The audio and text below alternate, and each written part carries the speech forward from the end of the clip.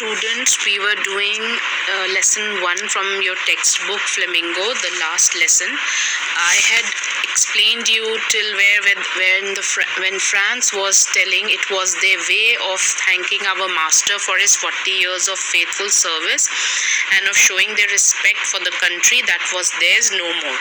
Now I will continue after that. While I was thinking of all this, I heard my name called.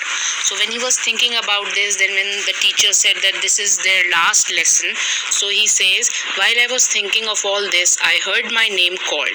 It was my turn to recite. Now he was supposed to recite something. What would I not have given to be able to say that dreadful rule for the participle all through, very loud and clear, and without one mistake. So he was thinking, what should I do, what should I give just for that simple rule that could be told properly. And so he says, what would I not have given to be able to say that he wants to say that dreadful rule for the participle all through, very loud and clear. See, he wanted to speak that thing very loudly and clearly without any mistake. But I got mixed up on the first words and stood there. So he got confused, he got mixed up on the first words and stood there. He was just standing there, holding on to my desk, my heart beating and not daring to look up. So he was not able to speak the rules of for the participles. So he was just standing quietly, holding on to his desk, and his heart was beating and not daring to look up. So he was not looking up. I heard Monsieur Hamel say to me, I won't scold you, little Franz. You must feel bad enough. See how it is. Every day we have said to ourselves, bah, I've plenty of time. Now, bah here means it's an expression of disgust. It's expressing disgust. So he says, we have said to ourselves, bah, I've plenty of time. I'll learn it tomorrow. Then, okay, never mind. We have plenty of time. We can learn it tomorrow. This is what we have said, told to ourselves every time. And now you see where we've come out. That's the great trouble with Alsace. She puts off learning till tomorrow. And he's talking about the place that everybody does that. He has taken for that place, Alsace. He says she puts off learning till tomorrow. So here he says he's talking about the district of Alsace. He says she puts off learning till tomorrow. Every time people say, oh, we'll do it the next time. Now those fellows out there will have the right to say to you. Now those fellows are the Germans who have taken over, the Prussians who have taken over.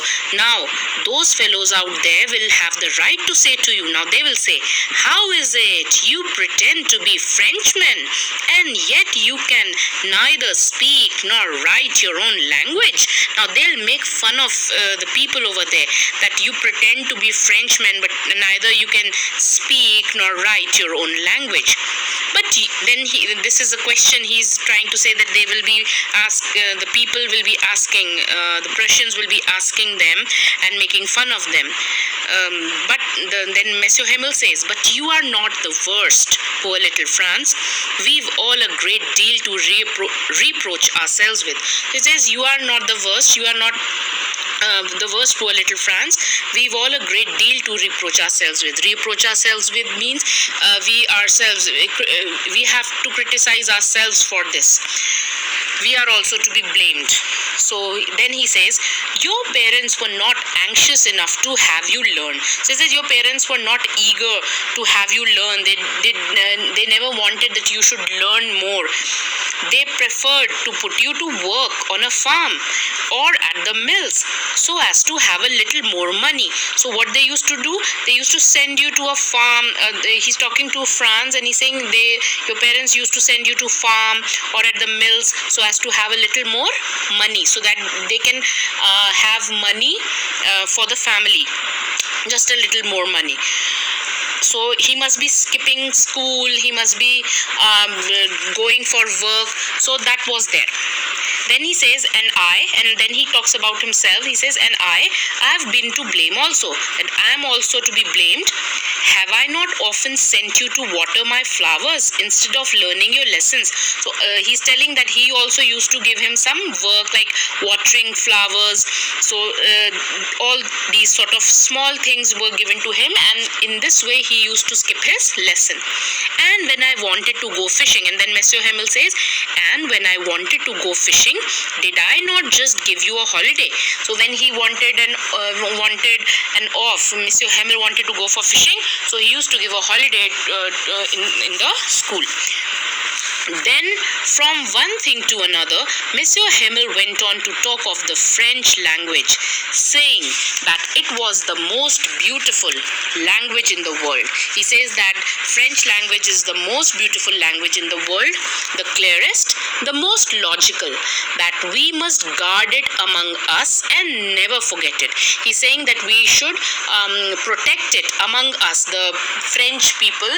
They should protect it, as he's saying it is the most beautiful language in the world, it is the most clearest, it is the most logical, and it should be protected among us and never forget it, that we should never forget it, because when people are enslaved, as long as they hold fast to their language, it is as if they had the key to their prison.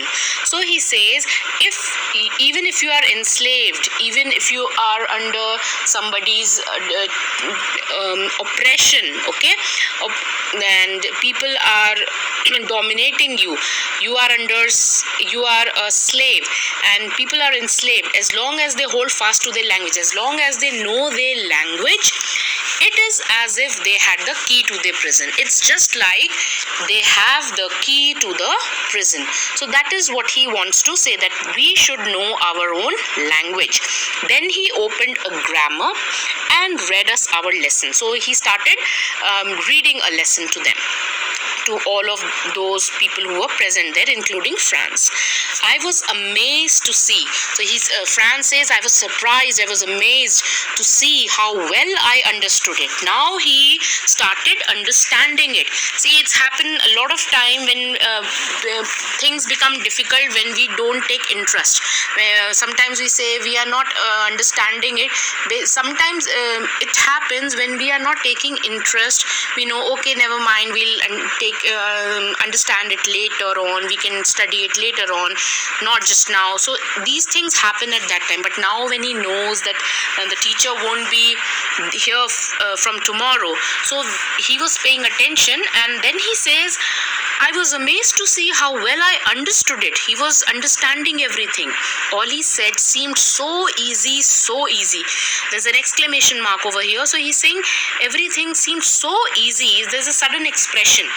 I think too that I had never listened so carefully. Now he's admitting it. He's accepting it. I think that too that I had never listened so carefully, that he was not paying attention, and that he had never explained everything with so much patience. And he's telling for the teacher also that he never explained everything with so much patience. Today he was explaining it with a lot of patience. It seemed almost as if the poor man wanted to give us all he knew before going away. He says Franz was observing it, that the poor man, the teacher, he wanted to give us all he knew. Whatever he knew, he wanted to give everything today before going away, and to put it all into our heads at one stroke.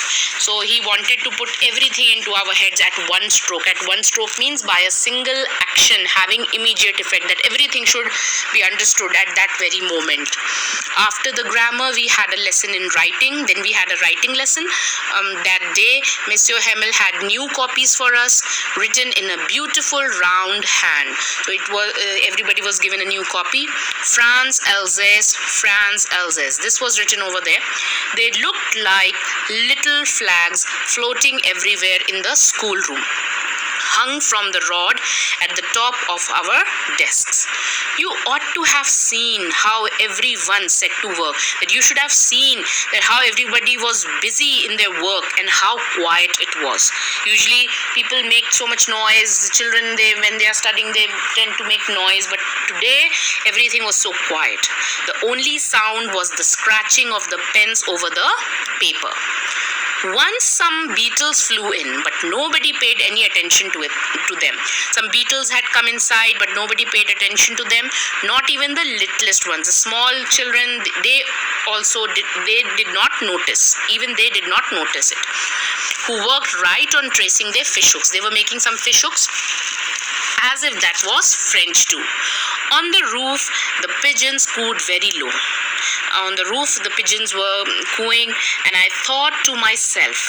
Then Franz thought to himself when the pigeons cooed very low, and then he thought to himself, will they make them sing in German, even the pigeons?